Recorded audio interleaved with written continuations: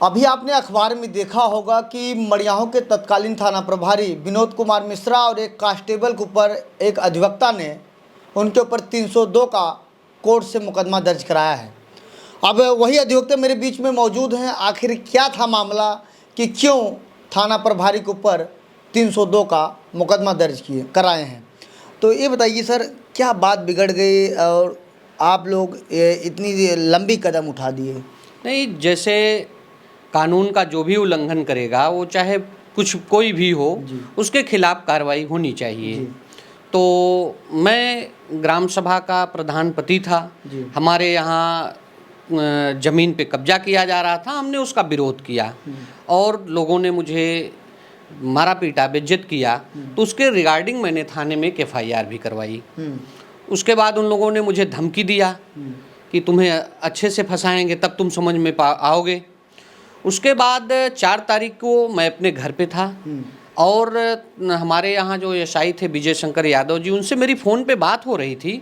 उसी समय उन्होंने मुझसे बताया कि आप प्रताप का फ़ोन आ रहा है, मैं भी बाद में बात करता हूँ। उन्होंने मेरा फ़ोन काटा। उसके बाद तुरंत कॉल बैक किया कि एक आदमी की हत्या हो गई है, क्या आपको जानकारी है? मैंने कहा ऐसी कोई जानकारी मुझे नहीं है।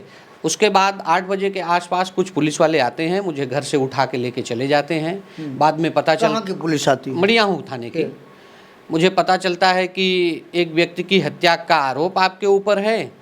और जब मैंने सारी बात बताई, किसी ने मेरी बात पे कोई विश्वास नहीं किया और तत्कालीन थाना प्रभारी विनोद कुमार मिश्रा जी और गलत तरीके से विवेचना करके मुझे जेल भेज दिए।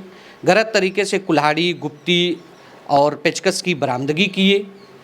और जबकि मैं GD पे दर्ज हूँ। 5 तारीख को GD कायमी के दौरान मुझे ऑन GD किया गया, उसके बावजूद मुझे न्यायालय नहीं भेजा गया। 7 को पुनः मेरी फ़ाल्स गिरफ्तारी दिखाई जाती है और फ़ाल्स गिरफ्तारी दिखा करके मुझे न्यायालय भेज दिया जाता है। वहाँ से मैं आता हूँ, मैं उच्च अधिकारियों को सबसे मिलता हूँ, लेकिन मेरी बात पे कोई विश्वास नहीं करता। फिर मैं तथ्यों को जुटाता हूँ, दस्तावेजी साक्ष्य को जुटा करके उसके बाद मैंने एक न्यायालय में 156(3) दाखिल किया। 156(3) क्या, अब वो BNS के तहत 173(4) हो गया है। तो उसके तहत मैंने मुकदमा दाखिल किया और मजिस्ट्रेट ने सारे दस्तावेजों को पेरूज़ किया, देखा और विवेचना और मुकदमा दर्ज कर विवेचना किए जाने का आदेश किया। तो ये बताइए, जैसे आपके ऊपर आप बता रहे हैं कि आपको गलत तरीके से जेल भेजना, गलत तरीके से सामान बरामद करना, तो जब इतनी बड़ी कार्रवाई हो रही थी तो आप भी कहे होंगे सर हम नहीं है, गिड़गिड़ाए होंगे, अपनी बातों को रखेंगे, आप पेशे से लॉयर भी हैं। नहीं, ये तो 3 दिन मुझे थाने में रख करके ज़बरदस्त प्रताड़ित किया गया। तो मेरी बात को वहाँ सुन कौन रहा था? कोई मेरी बात को सुनने वाला नहीं था। तो अपनी बात तो मैं रख रहा था। जब एक समाज के अधिवक्ता के साथ इस तरह का व्यवहार हो सकता है, तो मैं जो समाज के दबे कुचले लोग हैं उनके बारे में आप सोच सकते हैं क्या होता होगा हमारे थाने में। काफ़ी लंबी लड़ाई आप लड़ी होंगी, बता रहे कई बार बहस चल रही थी। हाँ, नहीं, ये हमारे अधिवक्ता समाज हमारा साथ दिया। हमने तथ्यों को जुटाया, अपने अधिवक्ता संगठन में हमारे अध्यक्ष जी को हमने अवगत भी कराया, सारी चीज़ों से सब अवगत हुए। और उसके बाद जो है सबूतों को तो कोई नकार नहीं सकता। आप हमारी मौखिक कथन को नकार सकते हैं, हमारे दस्तावेजी उस मुकदमे में लगे सारे एलिगेशंस के मेरे पास डॉक्यूमेंट्री एविडेंस हैं। और जो विवेचक के पास तत्कालीन वर्तमान विवेचक इस समय इरफान अली साहब जी हैं, उनके पास न्यायालय के थ्रू कोर्ट का आर्डर गया है और सारे सबूत भी गए हैं। अब देखते हैं इसमें विवेचना की क्या दशा दिशा होती है। नहीं, वो घटना क्या थी? हत्या किसकी हुई थी, कहाँ हुई थी? हत्या गांव के एक व्यक्ति हैं संजय सिंह, उनकी हुई थी। और हत्या कैसे हुई, क्या हुई, उस समय मेरे पास फ़ोन आया, मुझे केवल गिरफ्तार किया गया। जी। तो जब उस दिन थाने में आप गए थे, बता रहे थे कि पुलिसकर्मी बता रहे थे आपको फंसा दूंगा, आखिर क्या दुश्मनी थी आपसे उनसे? नहीं, अब इस दुश्मनी को मैं कैसे बताऊं? इनका तो काम होता है। अब ये गलत तरीके से विवेचना किए, गलत तरीके से साक्ष्य संकलन किए, प्लांटेशन ऑफ एविडेंस इन्होंने किया, तो ये चीज़ें गलत होती हैं। कितने दिन तक आप जेल में थे? एक बार तो मैं 15 दिन था। उसके बाद मेरी बेल हुई सेशन कोर्ट से। बेल के बाद जब मैं विवेचक महोदय से मिला, सारे सबूतों को मैंने दिखाया, तो इन्होंने हमें आश्वासन दिया, ठीक है वकील साहब, इस चीज़ को कंसीडर किया जाएगा। और फिर सारी चीज़ों को दरकिनार करते हुए और उन्होंने चार्जशीट लगाई। जब मैं फिर उनसे बीच बीच में मैं मिलता रहा तो मुझे धमकी भी दिए कि गैंगस्टर भी कर दूंगा। फिर उसके बाद मुझे गैंगस्टर में निरुद्ध किया गया। मैं कोर्ट में हाजिर हुआ, अपनी बेल कराई, उसमें 2 महीने का प्रोसेस हुआ। बेल क्या, गैंगस्टर क्वैश हो गया, गलत तरीके से जो इनका गैंगस्टर था। जी, अगर नॉर्मल इंसान रहेगा कहाँ न्याय मांगेगा? नहीं, न्यायालय है ना सबके लिए, आप लड़िए तो सही, हिम्मत तो दिखाइए। ये घटना कब की थी जो आपके ये साथ? घटना 4 मार्च 2024 की है। उसमें तत्कालीन थाना प्रभारी विनोद मिश्रा थे।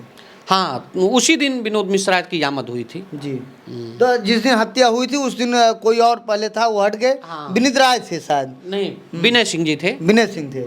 विनय वो सिंह। लाइन हाजिर हो गए, इसके बाद ये आया। वो सस्पेंड हुए, उसके बाद ये विनोद मिश्रा जी आए। जी, आप क्या चाहते हैं, कैसी कार्रवाई अब इसमें निष्पक्ष तरीके से विवेचना हो, जितने भी दोषी हैं उनको दंड मिले, उनके खिलाफ न्यायालय में आरोप पत्र प्रेषित किया जाए और एकदम शुचितापूर्ण तरीके से विवेचना हो। मेरा तो यही उम्मीद है पुलिस से। अच्छा, 302 मुकदमा दर्ज आपने करवाया कोर्ट से। 302 का मतलब क्या? वो किसी की हत्या की है या आपके जीवन के बारे में? जैसे हत्या 302 लगने का मतलब नहीं कि आपने ही केवल हत्या कर दिया। यदि आप कॉन्स्पिरेसी में शामिल हैं, उसमें एफआईआर में सबका अलग अलग रोल है। सब जैसे जिसका ऑफेंस है उसके हिसाब से उसके ऊपर धाराएं लागू होंगी। कितने आरोपी आप बनाए हैं एफआईआर में? कुल मिलाकर के 12 आरोपी हैं, कुछ 12 अज्ञात भी हैं। लेकिन आपकी सुनी नहीं गई। हाँ, एकदम मेरे सारे साक्ष्यों को दरकिनार कर दिया गया, मेरे सीसीटीवी फुटेज को दरकिनार कर दिया गया, तो सारी चीज़ें हैं। अच्छा, जो बरामदी में पेचकस दिखाए थे, जो आप सामान बता रहे थे, वो सब कहाँ से बरामद किए थे कि वो प्रेस नोट भी जारी हुआ होगा उस समय? हाँ, बरामदगी स्थल गांव में ही है, उंचनी खुर्द में है, उंचनी कला में है, मरी माता मंदिर के पास से बरामदगी दिखाए हैं। इस तरह से इन्होंने सब सारी एकदम प्लांटेशन किया है एविडेंस का, और सारी गलत तरीके से। पुलिस का काम है कि विवेचना का अर्थ ही होता है कि सही गलत का आप निर्णय करिए, निष्पक्ष तरीके से आप साक्ष्य का संकलन करिए।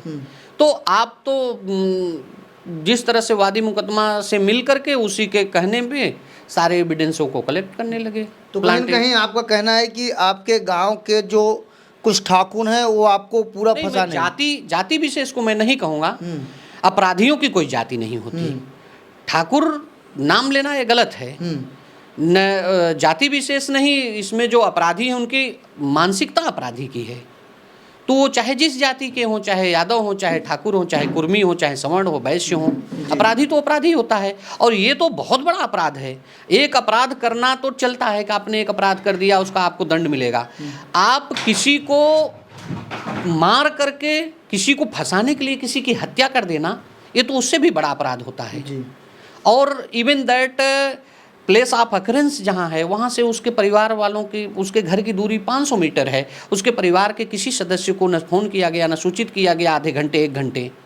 और उसके बाद सारी जिम्मेदारी, और जिस ज़मीन के लिए झगड़ा हुआ था उस ज़मीन की बाउंड्री वाल, घर पे संजय सिंह की लाश पड़ी है और पूर्व प्रधान जी द्वारा बाउंड्री वाल बनवाई जा रही है। अगर किसी का भाई ख़त्म होगा, तो किसी का लड़का ख़त्म होगा, किसी का पति ख़त्म होगा, वो बाउंड्री वाल बनवाएगा। मैं समाज से पूछना चाहता हूँ कि ये लाश घर पे पड़ी है, यहाँ बाउंड्री वाल बन रही है, जिस ज़मीन का कब्जा किया जा रहा था, गवर्नमेंट लैंड है वो। लेकिन आपने आज जो जिस तरीके से कोर्ट द्वारा मुकदमा आपने दर्ज कराया, आपने एक मिसाल कायम कर दी है कि सत्य रो सकता है लेकिन जीत जरूर जाएगा। नहीं, ये कोई मिसाल की बात नहीं है। न्यायपालिका में लोग जाएं, संघर्ष करें, अपने अधिकारों के लिए लड़ें, ये तो बहुत छोटी सी बात है। 156(3) का आदेश बहुत छोटी सी बात है। गरीब के लिए तो सर बड़ी बात है, दौड़ते दौड़ते। नहीं, कम से कम वो न्यायालय जाएं तो सही। न्यायालय तो जाएंगे नहीं, थाने के चक्कर लगाते रहेंगे, जेल जाते रहेंगे। आप न्यायालय की शरण लीजिए। अभी जिनके हाथ में विवेचक है वो आपसे बातचीत हो रही नहीं कुछ? नहीं, मैं 2 बार विवेचक जी से मिला हूँ और अभी उन्होंने हमारा 161 का बयान नहीं दर्ज किया है। अब तो 180 हो गया है बीएनएसएस में जी। तो आगे कार्रवाई चलेगी। अच्छा, विवेचना प्रधान आप ही हैं क्या, आपकी पत्नी? नहीं, मेरी पत्नी। एक चुनावी दुश्मनी, चुनावी षड्यंत्र के तहत मुझे फंसाया गया। कई बार मेरे ऊपर फर्जी मुकदमे करने के प्रयास किए गए, नहीं वो लोग सफल हुए। तो इस बार उनकी सोच इतनी नीचे गिर गई कि मुझे केवल फंसाने के लिए, मेरे परिवार वालों को प्रताड़ित करने के लिए, सत्ता के लालच में एक आदमी की हत्या कर डाले। पुलिस आपको काफ़ी परेशान की होगी, घर वालों को हाँ, भी। पुलिस तो आप तो जानते ही हैं, अब उसको क्या हमें बताना है। जी, तो मेरे बीच में यह सुशील यादव जी हैं, जो अधिवक्ता हैं, और उनकी पत्नी ग्राम प्रधान हैं। और मैं आपको बताना चाहता हूं, कई थानों में मैं जब जाता हूं और देखता हूं, वहां के जो एसएचओ रहते हैं, जो एसओ रहते हैं, पीड़ितों को माँ बहन की गाली देते हैं और उनको धमकाते हैं कि तुम सुलह कर लो, इस तरीके की। लेकिन इसी तरीके सुशील यादव जी के साथ में भी एक घटना हुई थी, जो इनका कोई रोल उसमें नहीं था, लेकिन कुछ तथाकथित लोगों द्वारा इनको फंसाया गया और इन्होंने संघर्ष को मानकर लड़ाई लड़ी और आज कोर्ट के आदेश से 1 तारीख को इनका मुकदमा दर्ज हुआ। इसमें जिनके ऊपर मुकदमा दर्ज हुआ है, मुगरा बादशाहपुर थाने में एक युवक को बुरी तरह पीट रहे थे, जिसमें एसपी ने उनको निलंबित किया है। अभी तक वो कोई थाने का चार्ज नहीं पाए हैं। और मैं आपको बता दूं, उनका कार्यशैली मैं कई थानों पे देखा हूँ, बदलापुर में भी रहे हैं, वो कई पीड़ितों के साथ बदतमीजी किए हैं, माँ बहन की गाली दिए हैं। लेकिन मैं सैल्यूट करता हूँ सुशील यादव जी को, जो इन्होंने अब इतनी बड़ी इनके ऊपर पुलिस कार्रवाई की, लेकिन इन्होंने हार नहीं मानी और लड़ते लड़ते वास्तव में इन्होंने जो सही है वो इन्होंने दिखाया है।